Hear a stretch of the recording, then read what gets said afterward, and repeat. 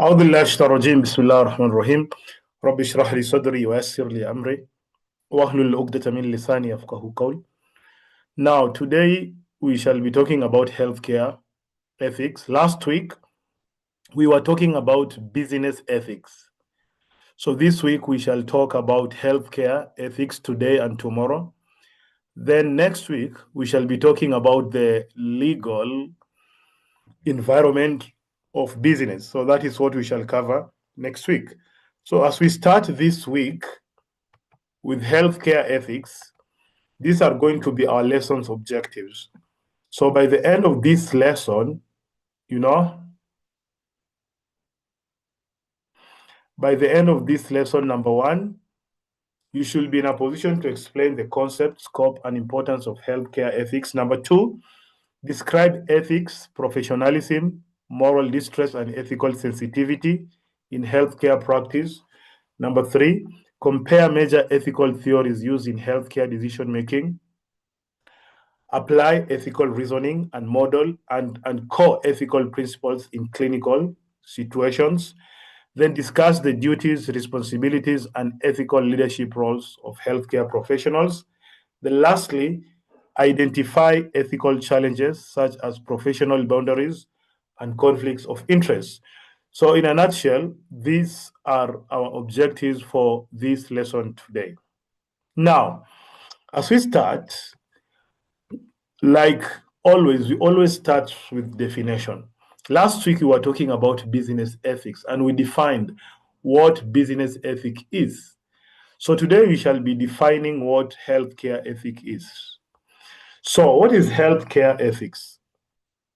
So, healthcare ethics refers to the systematic study of moral values, principles, and decision making processes that guide behavior in healthcare settings.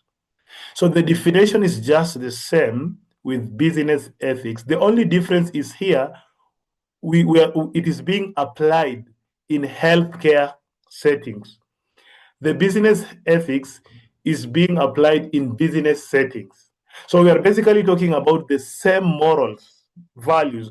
We are talking about the same principles, and we are talking about the decision-making processes. Remember, in our last lesson, we talked about the different models when we are making decisions. So the models applies even to the healthcare settings. So it helps healthcare professionals.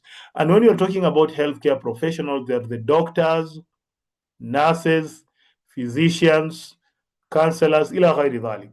So it helps healthcare professionals decide what is wrong or what is right or wrong, fair or unfair, and acceptable or unacceptable when caring for patients.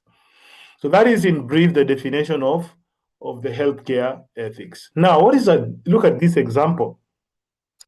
Deciding whether to respect a patient's refusal of treatment, even when the treatment could save their lives, involves ethical reasoning. You go to a hospital and the patient is telling you that he does not want the medication. And you know very well that the medication is going to help the patient. So you as a healthcare practitioner, what are you going to do? Like, are you going to force the patient to take the medication? Or what is going to happen? So that is an ethical dilemma. Now, what is the scope? What is the scope of healthcare ethics? And this is what we shall be covering today and tomorrow. This scope, al-majal, al-hudud. So the scope of healthcare ethics covers all moral issues that arise in healthcare practices. So all the dilemmas, all the challenges, that actually arise when you are practicing in the medical field. So, for example, there is this first thing, we'll talk about this thing tomorrow, the patient rights and autonomy. The patients, they have their rights and they have they have the independent, to decide what kind of treatment they want. Confidentiality and privacy. For example, you're treating a patient. There is the medical data and information. That is it's private. you as a medical practitioner, you should not share this information with any person except the patient. Informed consent. Before treating the patient, they need to know, you need to give them the information that is going to enable them to make an objective decision. End of life decision. Sometimes somebody wants to, because of the deteriorating medical condition, somebody might decide, oh, I want to end my life. Of course, Islamically, as we shall see later, in Islam, the end of life decisions, it's haram, it's not allowed. Then we have the allocation of scarce resources, professional conduct and accountability, research ethics. So this is what we shall be covering today and tomorrow. And as we said earlier, the healthcare ethics, it applies to doctors, it applies to nurses, it applies to pharmacists, it applies to administrators. Administrators are those people who are actually working in hospital and they're involved in the planning, organization, coordinating of what? Of the daily activities in a hospital or a pharmacy. Then also researchers, then lastly, policymakers. When you're talking about policymakers here, we are talking about people in the Ministry of Health who are responsible to make decisions.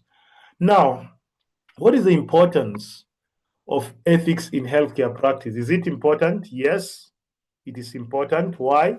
Number one, because it protects patients' dignity and rights. Number two, it builds trust between patients and healthcare providers. If you know that your information is going to be safe and secure, then it is going to build the trust between you and the hospital. Guide professionals in difficult decision making.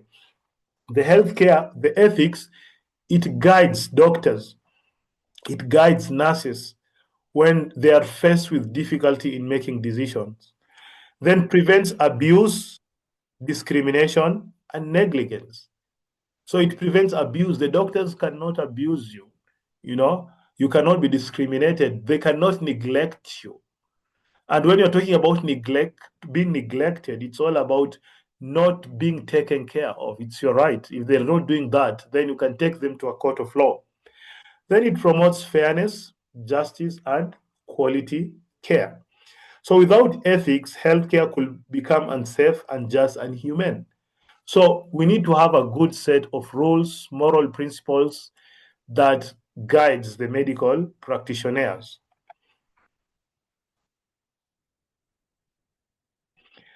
Now, ethics and professionalism. Ethics and professionalism in healthcare. Now, what is professionalism? Mother Nan. So when you're talking about professionalism, it's from the word profession. And when you're talking about profession, being a doctor is a profession, being a lawyer is a profession, and also being a journalist is a profession. So in each and every profession, there needs to be professionalism. Now, when you're talking about professionalism, it refers to the attitude, behavior, and standard expected of healthcare professionals. So these are the standards behavior that is expected of you, regardless of which profession. In this case, today we are talking about the healthcare professionals. But even professionalism is required in business. It is required when you are a teacher. So these are the things that, or the conduct that is expected. So ethics form the moral foundation of professionalism.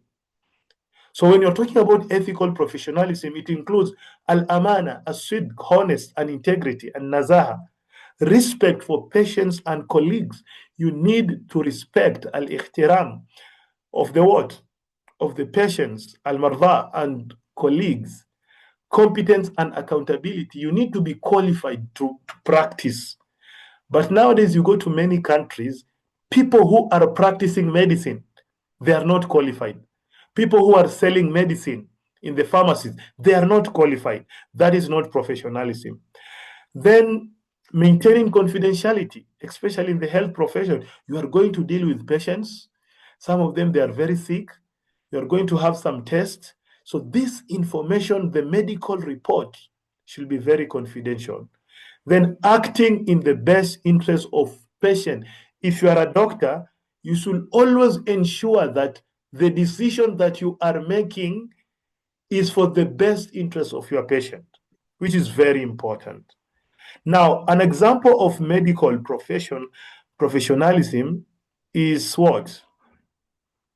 A doctor admitting a medical error and taking responsibility demonstrate both ethical behavior and professionalism. For example, you are a doctor and there happens to be an error. For example, you are doing a surgery and there happens to be an error. What is the right thing to do? The right thing is to admit that there was an error and you have to take the responsibility.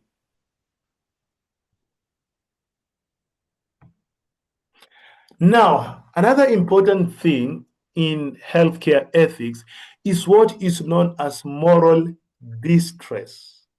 Now, when we are talking about moral distress, what comes to your mind?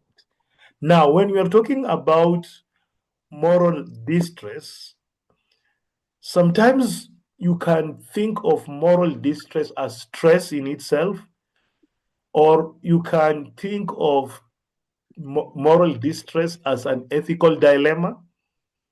So when you're talking about moral distress, what is the definition of moral distress? So moral distress occurs when a healthcare professional knows the ethically correct action to take, but can you please switch off your mic?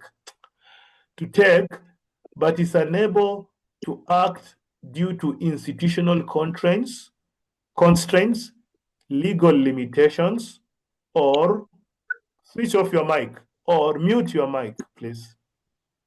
Who is that?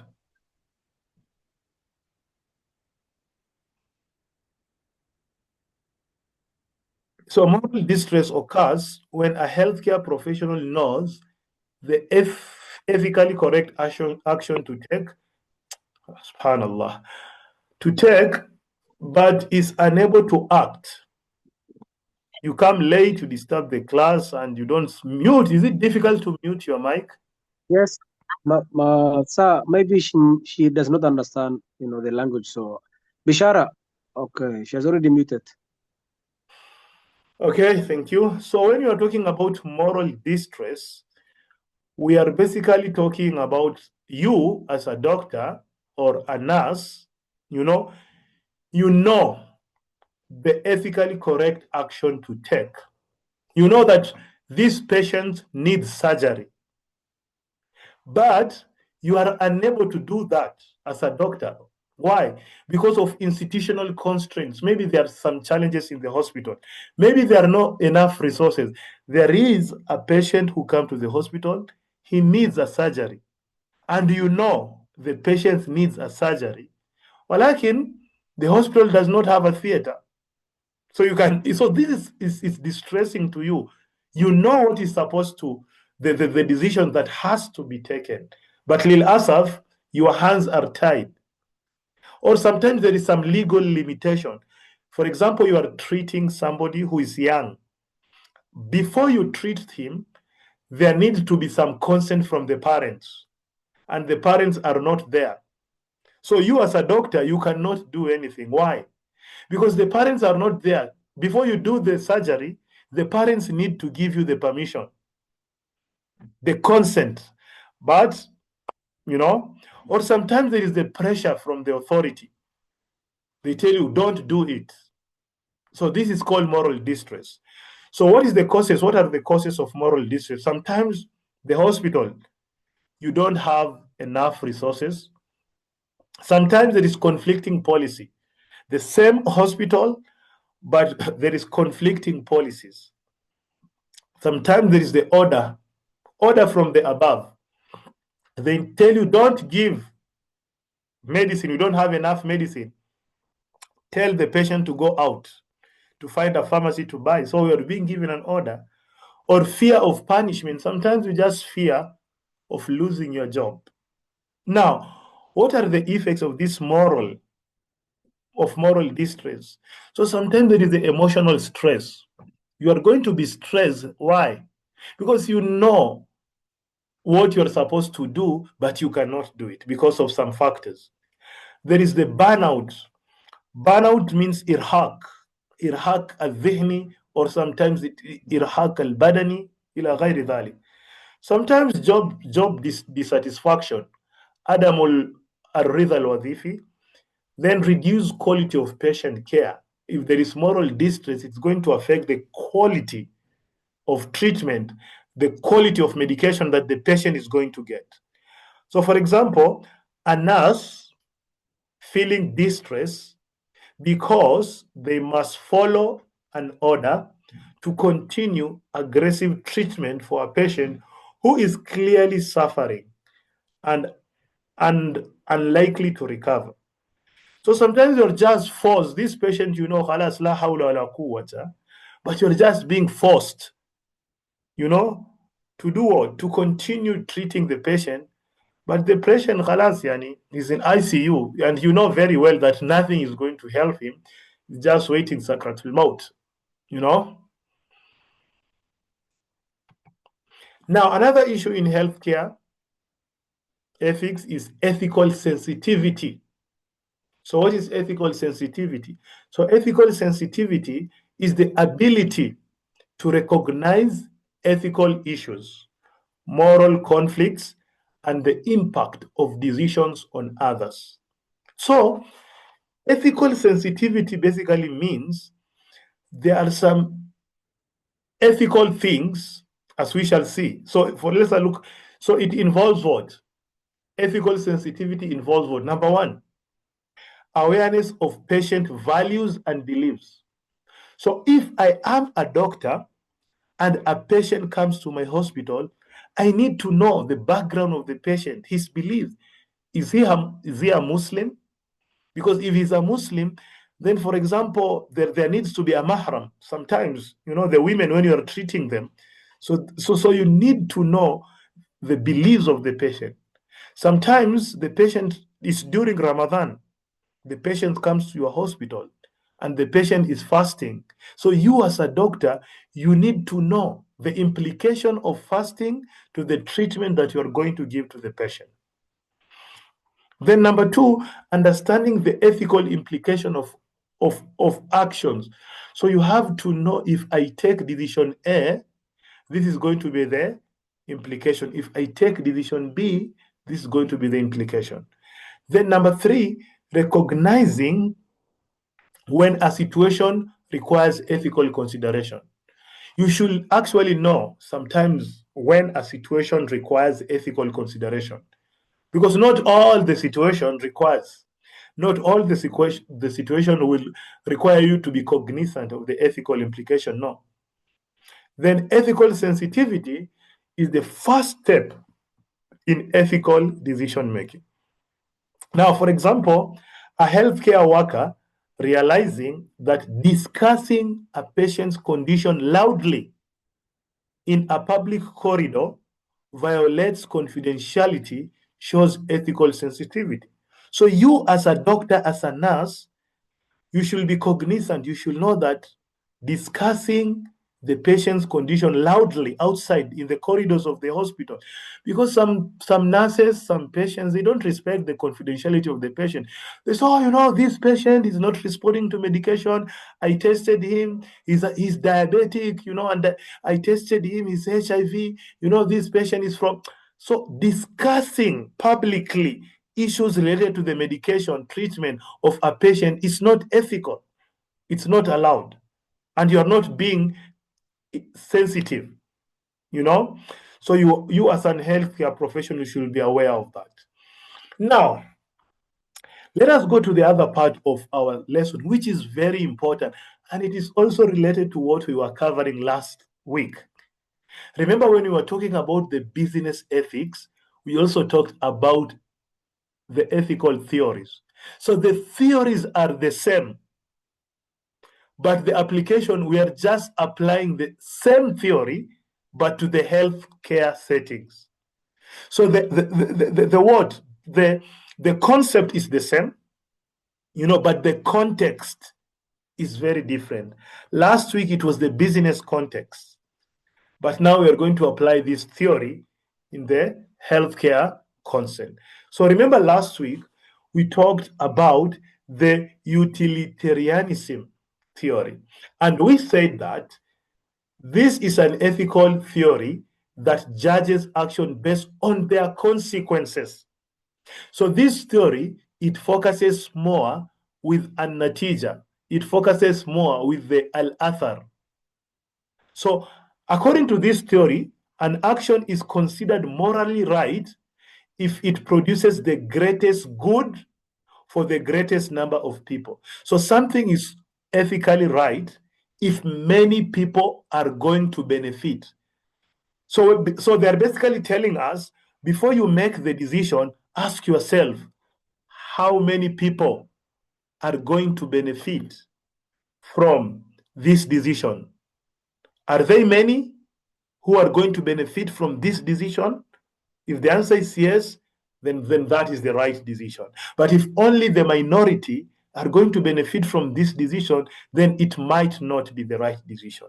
So in healthcare, utilitarianism focuses on maximizing overall health benefit and minimizing suffering and using limited resources efficiently. So applying this theory to the healthcare context, it basically means me as a doctor, I should always ensure that the treatment I am giving the patient is the best while I am using limited resources. I'm not doing israf. So many people are benefiting, but you are not wasting resources. So healthcare resources are often limited. If you go to any hospital, the ICU beds, they are just 10, 20, they're not many. The medicine is not enough. The organs, sometimes there is some patient who needs the oral transplant. We cannot give the kidney to everybody. So utilitarianism helps decision makers choose actions that result in the maximum overall benefit, even if some individuals do not receive optimal outcome. So the key question is, which option will result in the most benefit and least harm for the majority? So for example, you go to the hospital, there are 10 patients and we only have 5 patients. So we have 5 patients, we have 10 patients, but we only have 5 ICU beds. So as a doctor, what am I supposed to do? So in this case, you have to ask, of course, you'll have to evaluate the situation to see which 5 patients are worse. So you group them, group A, very worse, group B, medium, then after that, you can allocate the resources. Now look at the example, organ transplant allocation. So organs are given to patients who have the highest chance of survival and longest life expectancy rather than on a first come basis. So for example, we have an organ, a kidney. To whom are we going to give this kidney? So this theory says that this kidney, we can only give it to the patient who has the high chances of surviving. So it should not be on the first come, first serve. No, there are some people, even if you give them the organ, they're going to die tomorrow, maybe. Number 2, public healthcare vaccination program. Mandatory vaccination policy are justified because they protect the majority of the population, even if a few individuals experience side effects. So, for example, during the time of Corona, there was mandatory vaccination for Corona. Yes, there are some people, a few of them, they were having side effects. But we go with the majority. Majority was saying it's okay. Yes, it is. There are some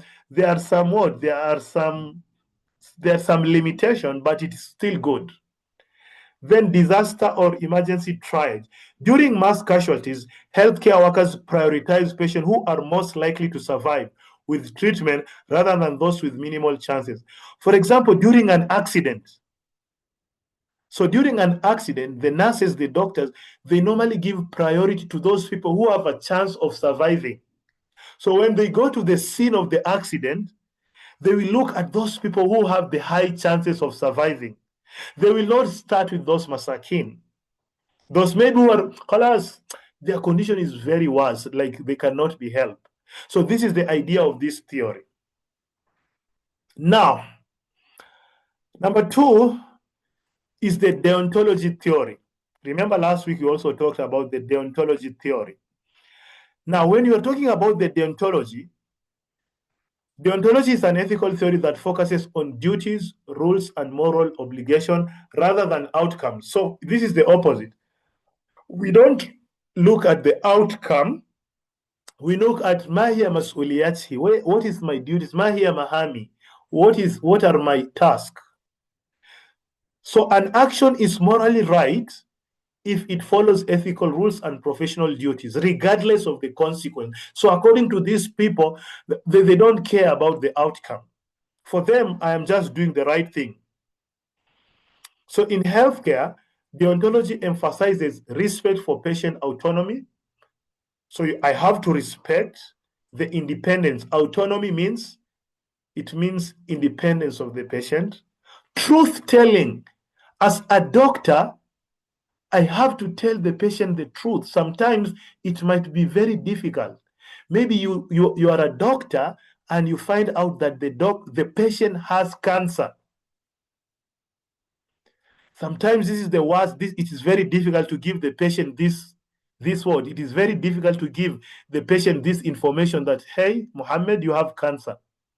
But here, al-haqiqa, I have to find a way through the wife, through the father.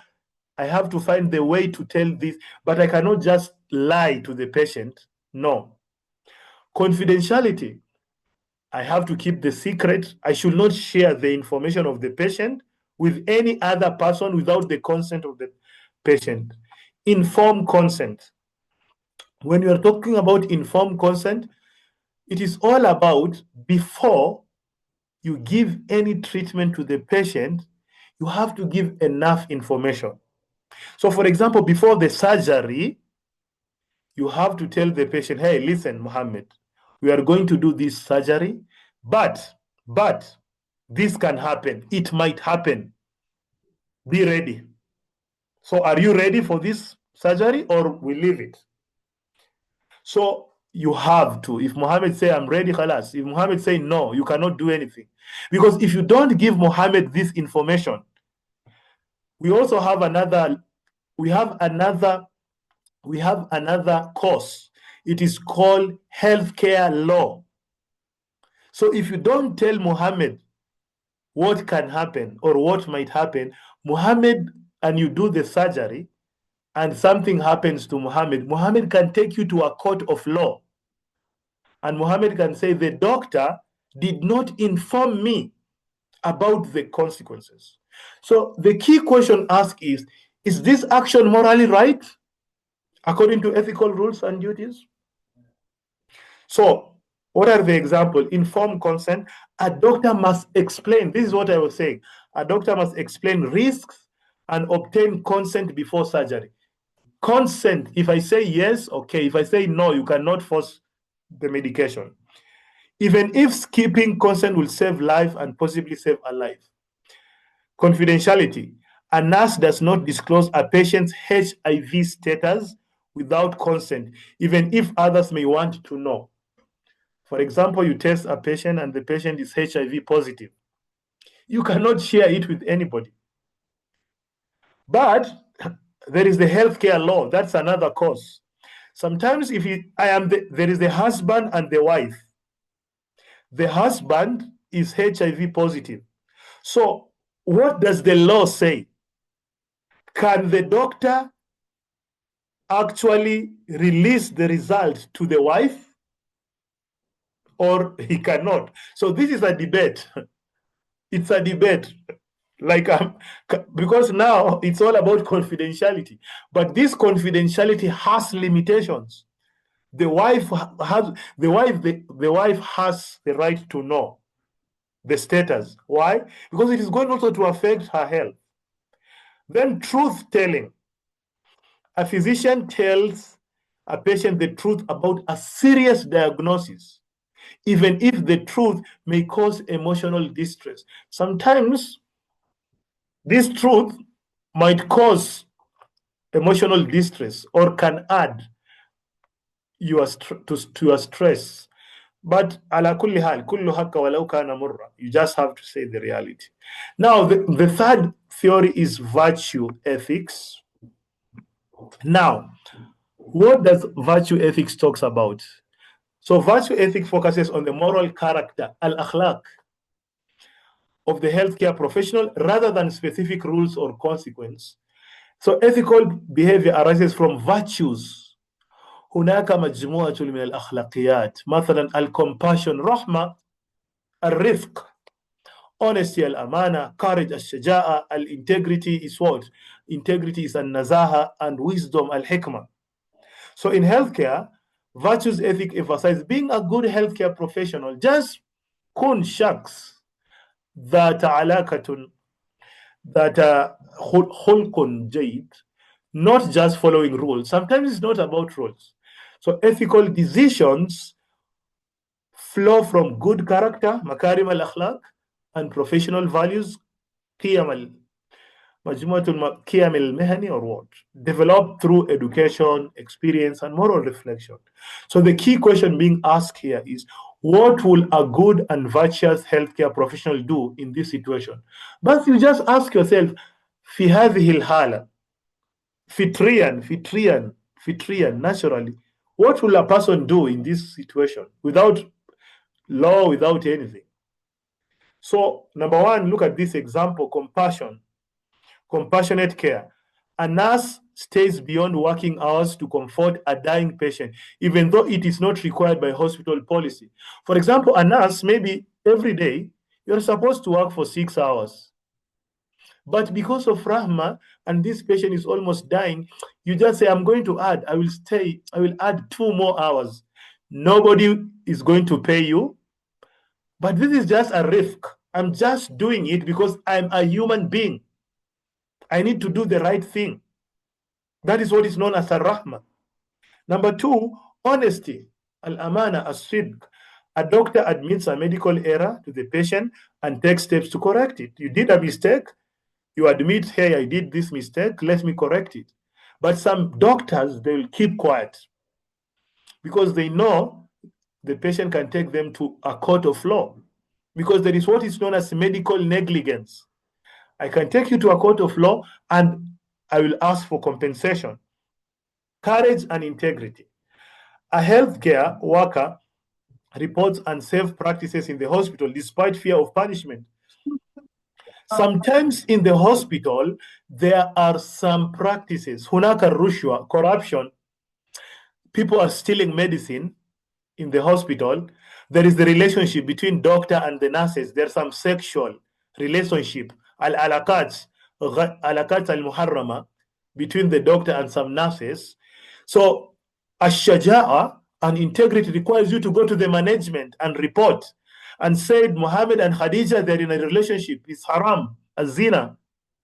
But sometimes you might fear, wow, this is the manager, this is the professor, he's the doctor. I cannot report him. If I report him, this is his hospital. I'm going to lose the job. No, al-amru bil ma'ruf wa nahi anil munkar wajibun ala kulli muslimin wa musliman. Wa man ra'a minkum munkaran falyughayyirhu biyadihi. فإن لم يستطيع فبلسانه فإن لم يستطيع فبقلبه وذلك أضعف الإيمان. So when you're talking about virtues, it's all about doing the right thing. Now, number four, we have the care ethics. So when you're talking about the care ethics emphasizes relationships, empathy, compassion, and responsiveness to the needs of others. Because if you are a doctor, there is always a relationship between you and your patient. So the question is, what kind of relationship are you having between you and your patient? Especially the nurses. Sometimes the nurses, they have to pass through tormenting experiences. Maybe the patient is urinating in the bed. Maybe the patient is disturbing. Maybe the patient is shouting. Like, you as a nurse, what should you do? So some nurses, la mubala, like this patient, al-karahiyya, I don't like him. So you are giving the patient some medication. Walakin, you don't like it. You are giving it with complaints. You hate the patient. You are doing it just because you don't have any other job. So healthcare is deeply relational. Healthcare مبنيا على العلاقات عمق العلاقات, what do we call it? Deep relations. So care ethics focuses on understanding the patient as a whole person, that is considering emotional, social, cultural, and family context. So the key question here is, how can we respond with care, empathy, and responsibility in this relationship? You know? Now, sometimes, for example, there is the end of life care.